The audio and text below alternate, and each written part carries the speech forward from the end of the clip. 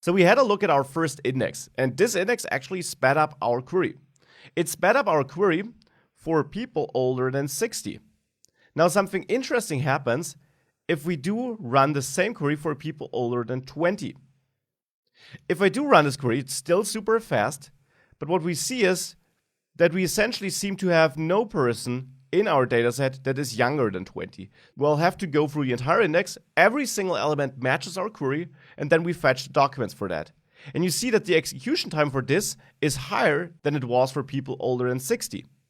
Now something interesting happens if we get rid of that index, which we can do by reaching out to our database, to our collection, and then running drop index. And now here we specify the exact same document we used for creating it, so DOBH, and then 1. And now you see that index was removed. And now let's run the same query again, or explain it, now that we have no index. What you'll see is that this now actually is faster. We get an execution time of 6 milliseconds. Now, the reason why this is faster is that we save the step of going through the index. If you have a query that will return a large portion or the majority of your documents, an index can actually be slower because you then just have an extra step to go through your almost entire index list, and then you have to go to the collection and get all these documents. So you then just have an extra step.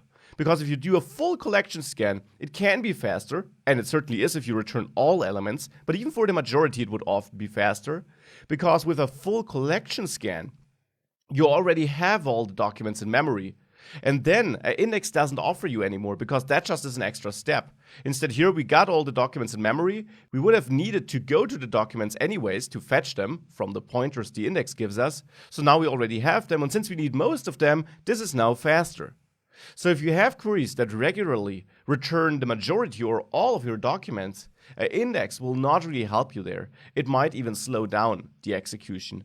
And that is important to keep in mind as a first restriction that you need to know when planning your queries.